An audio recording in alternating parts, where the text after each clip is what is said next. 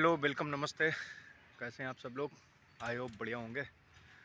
तो सबसे पहले ब्लॉग हमने इसलिए बनाया ये आज केदारनाथ के बारे में, जो आगामी 2-3 साल में मोदी जी ने कल शिलान्यास किया है प्रोजेक्ट का, रोपवे का। तो उसके ऊपर थोड़ा सा ये वीडियो है। वीडियो ये इसलिए है कि कई बार यात्रियों को मतलब जो है जाना होता है तो उसमें दिक्कत परेशानी होती है। तो रोपवे एक अहम माइलस्टोन है आने जाने वाले यात्रियों के लिए। उसके बारे में हम डिटेल से अभी थोड़ा सा बाद में बताएं। पहले कुछ वहाँ के लोगों का रिएक्शन देख लीजिए, क्या उसके फ़ायदे बता रहे हैं, क्या नुकसान बता रहे हैं। थोड़ा सा देखिए, तो फिर हम जो है उसके आगे आपको जो है बताते हैं। भारत सरकार का और मोदी, आदरणीय मोदी जी का बहुत बहुत स्वागत करता हूं। अगर यहाँ पे रोपवे आ जाएगी, रोपवे आ जाने से यहाँ सबसे पहले प्रदूषण नहीं होगा। यात्रियों इस समय 2013 के बाद जो केदारनाथ जी की यात्रा है, चारों धामों में सबसे महंगी यात्रा है। इस महंगी यात्रा का सब्सिट्यूट यही है कि जो रोपवे आ रही है, रोपवे आने से यात्रियों को सुविधा हो जाएगी। उनके किराए में, उनके बजट में, उनके पॉकेट में कम खर्चा आएगा और 500 रुपये में एक व्यक्ति कम से कम केदारनाथ जी, सोनप्रयाग से लेकर केदारनाथ जी में आधे घंटे के अंदर पहुंच जाएगा और भगवान का दर्शन करके अतिशीघ्र ट्रॉली में बैठ करके अपने गंतव्य स्थान की तरफ चला जाएगा। इसलिए भारत सरकार का और उत्तराखंड सरकार का बहुत हृदय से और पूरे केदारनाथ जी से और यात्रियों की तरफ से सभी भव्य स्वागत करते हैं। और आदरणीय मोदी जी आ भी रहे हैं उसके शिलान्यास के लिए, और उसका बजट भी कैबिनेट में पास हो चुका है। सभी लोग में खुशी की एक लहर है कि यात्रियों को कष्ट कम होगा और उनको दैनिक जो उनकी वस्तुओं की चीज़ें हैं, ट्रॉली चल जाने से उनको इजीली उपलब्ध हो जाएंगी और यात्री प्रसन्न चित्त भगवान के दर्शन करके अपने गंतव्य स्थान की तरफ चला जाएगा।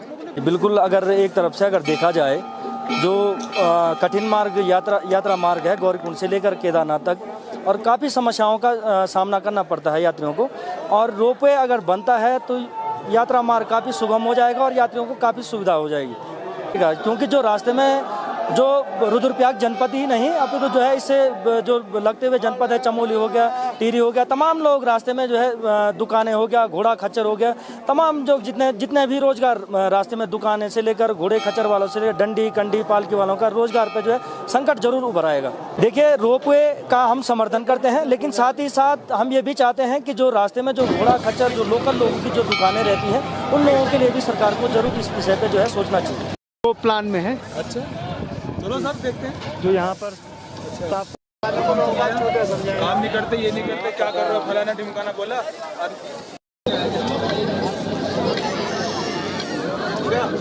मैं तो पैदल चल के आई हूँ एकदम नीचे से ऊपर तक, और आने के वक्त कम से कम 10 घोड़ों का डेड बॉडी देखा है और बहुत सारे टूरिस्ट को उन्होंने ले नहीं जा सका, मिडिल में ही गिर गया और उसका मौत भी हो गया, ऐसा भी देखा है हमने।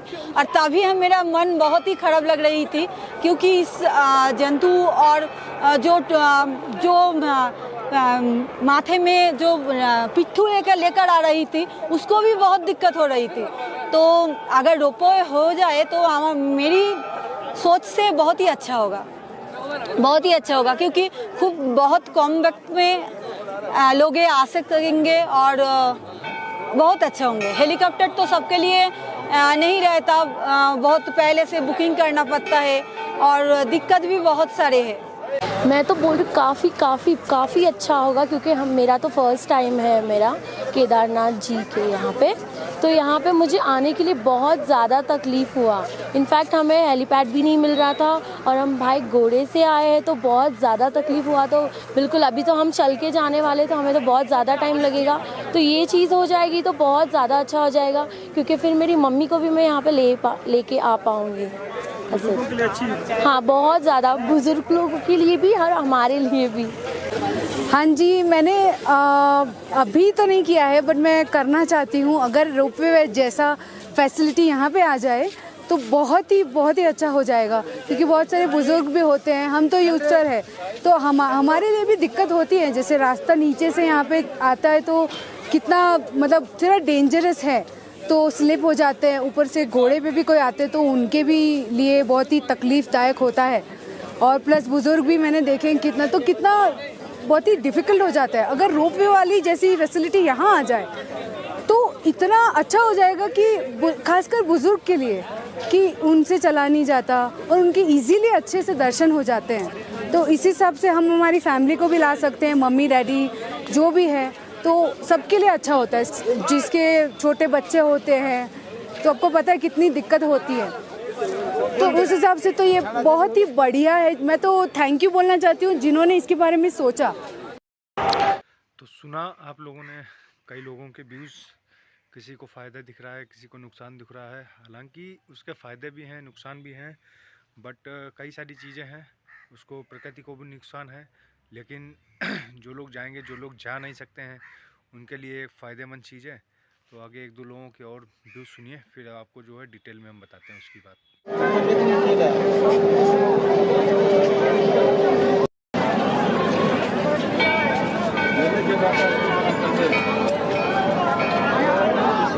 ऊपर का चढ़ता कार क्या रोड भी आनी चाहिए भविष्य में? प्राथमिक तो जो है वो सड़क मार्ग सबसे प्राथमिकता थी, क्योंकि सड़क मार्ग से ही यात्रियों का अधिक से अधिक आवाजाही हो सकती है। लेकिन सरकार का जो रोपवे का प्रस्ताव है तो वो यथाशीघ्र होना चाहिए, क्योंकि जो बिना सड़क या अन्य साधनों से, पैदल या घोड़े खच्चरों से यात्रियों को बहुत बड़ी परेशानी होती है। और अभी कम से कम 2000 खच्चरों की मौत, जो मृत्यु है वो केवल इस कठिन चढ़ाई में, वो जो बेजुबान पशु हैं तो उनके अधिक चढ़ाई होने के कारण उनकी मौतें हो गई। और रोपवे होने से यात्रियों को सुविधा होगी, अधिक से अधिक यात्री पहुंचेंगे, उसमें वृद्ध यात्री भी सुगमता से इस केदार धाम के दर्शन सुगमता से कर पाएंगे। क्योंकि अभी तो सब आदमी यहाँ नहीं आ सकते हैं। जो हमारा जो मम्मी है उनका उम्र ज़्यादा हो गया है, उन्होंने भी यहाँ केदारनाथ दर्शन करना चाहते हैं। रोपवे बन गया तो उन्होंने भी आ सकते हैं, बहुत बढ़िया काम होगा।